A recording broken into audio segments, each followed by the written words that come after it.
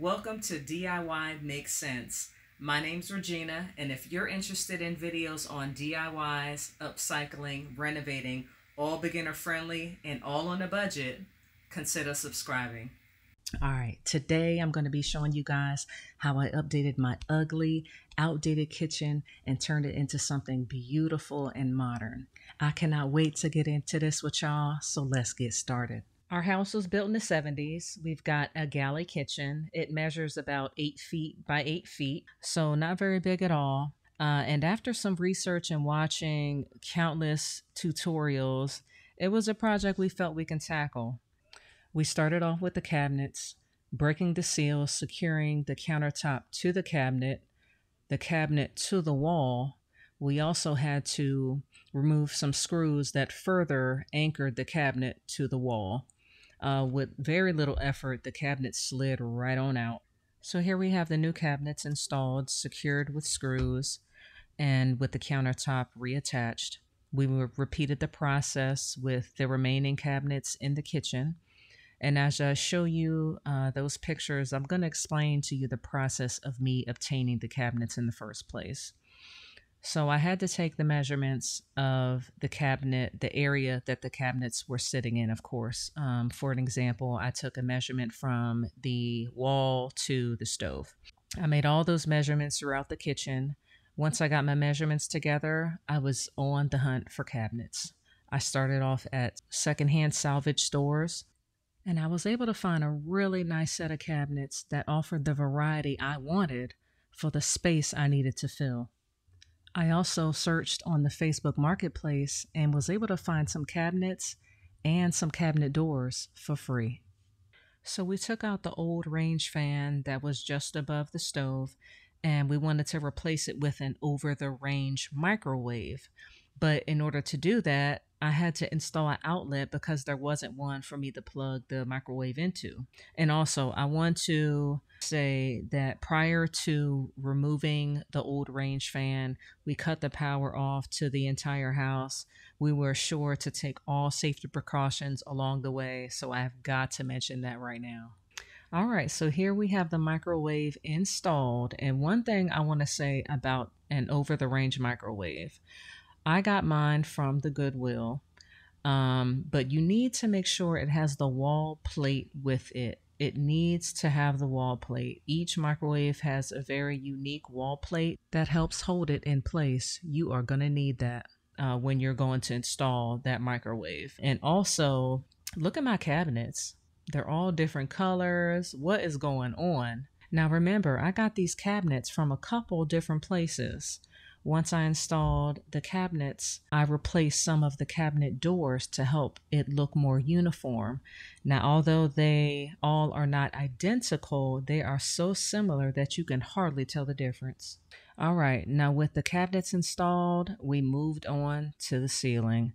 And as you can tell, there is a lot going on in the space above my kitchen. We have air ducts, we have plumbing, and we have a ton of wires. Once we got those ceiling tiles pulled down, it was very clear to me why the drop ceiling was installed versus a drywall ceiling. It was very clear. There's no room up there. My husband and I were able to work through it. We installed studs and the drywall along the exposed portion of the ceiling. And I marked on the wall with where the studs were. And also I marked where the air ducts were because that was going to determine where my lights were going to be. Now, once we got the ceiling done and the lights installed, the kitchen felt so big. It felt really bright and open. It was a completely different feeling in there. With that done, it was time to paint the cabinets. Although I don't have any pictures or footage of me actually painting the cabinets, I will explain the process very quickly. So I removed all the cabinet doors. I sanded everything really well, front and back. I applied a primer, and then I applied 2 coats of this beautiful blue paint with a foam roller. I love how bold it is, and it works so well with the rest of our house. Oh my God, the backsplash. Okay, so this took me the longest to tackle. I was just so intimidated by doing a towel backsplash by myself. It took me a few days to actually start this. But one day I said, you know what? I have everything I need. I've watched enough videos. I feel like I can do this. And I started. I just started the backsplash. I did these first couple of rows with the spacers. They looked amazing. I could not believe that I did that.